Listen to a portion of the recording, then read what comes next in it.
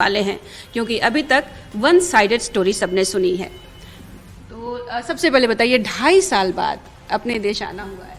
मैं 16 मार्च 2020 को दुबई गया था। उस वक्त कोरोना चालू ही हुआ था, लेकिन केसेस बढ़ने लगे थे और फिर लॉकडाउन हो गया।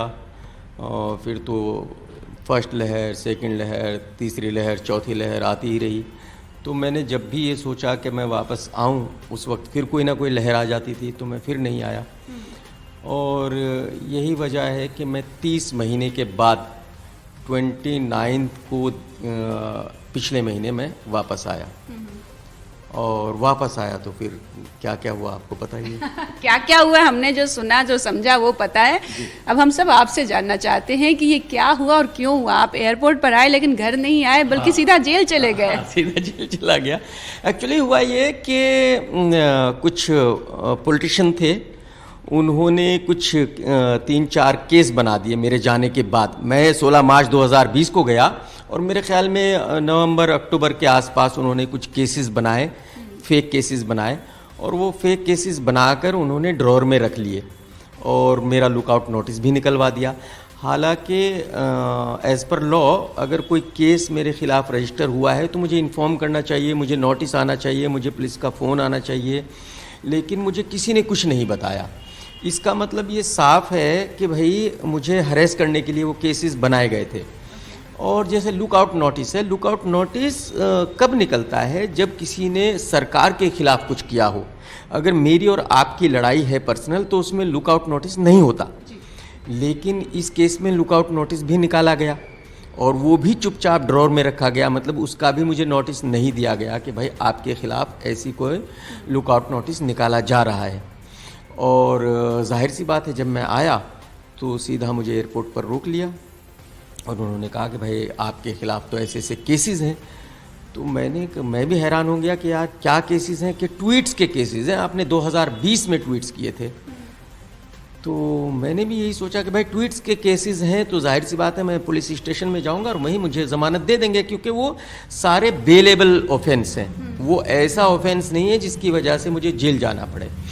लेकिन मेरे ख्याल में उन पे इतना प्रेशर था बेचारों पे कि वो शायद मुझे बेल देने में असमर्थ थे और उन्होंने नहीं दे पाए। और फिर जाहिर सी बात है, एक प्रोसीजर है। प्रोसीजर क्या है कि भाई ठीक है, अगर आपने कुछ नहीं किया कोई बात नहीं, लेकिन अगर FIR आपके ख़िलाफ़ रजिस्टर हुई है तो कोर्ट ये कहता है कि भाई अब उसके बाद अगर वो पुलिस रिमांड नहीं देते तो जेल, और जेल के बाद बेल। वो एक प्रोसीजर है, छोटे से छोटे केस में, बड़े से बड़े केस में। तो प्रॉब्लम ये हुआ कि वो 3-4 केसेस में वो प्रोसीजर करने में ही 7-8 दिन निकल गए। एक दिन हमारा वकील छुट्टी पे चला गया, एक दिन जज साहब छुट्टी पे चले गए, फिर कोर्ट बंद हो गया, छुट्टी आ गई। तो वो 8-10 दिन का हरेसमेंट हो गया और वो मुझे 10 दिन जेल में रहना पड़ा। तो ये आपके वकील को भी, किसी को, फैमिली किसी को भी इन्फॉर्मेशन नहीं था कि इस तरह के केसेस आपके पास फाइल किए, आपके अगेंस्ट फाइल हुए हैं? किसी को नहीं पता था। मैंने अपने आने से पहले मुझे कुछ थोड़ा सा डाउट था और मैंने अपने लॉयर से पूछा तो उन्होंने मुझे यही कहा कि भाई आपको कोई नोटिस कभी नहीं आया, आपको कोई कॉल कभी नहीं आया, आपके घर पे कभी पुलिस नहीं आई। तो जाहिर सी बात है इस तरह से केस रजिस्टर नहीं होते और ऐसे कोई लुकआउट नोटिस नहीं निकलता। और कुछ नहीं है, आप आराम से आइए, कोई प्रॉब्लम नहीं है। लेकिन जैसे कि मैंने कहा कि उस वक्त शिवसेना की सरकार थी, वो पावर में थे और उन्हीं के किसी पॉलिटिशियन ने ये सब किया था। तो जाहिर सी बात है उनके पास सारी पावर थी, तो उन्होंने अपनी उस पावर का मिसयूज़ किया। हालांकि ऐसा नहीं होना चाहिए।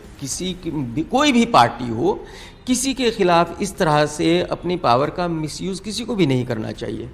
लेकिन उन्होंने अपनी उस पावर का मिसयूज़ किया और मिसयूज़ करके वो सारी चीज़ें की, और वो फेक ही थे। आपने देखा भी होगा। आप सोचिए कि मैंने एक ट्वीट राम गोपाल वर्मा के लिए किया।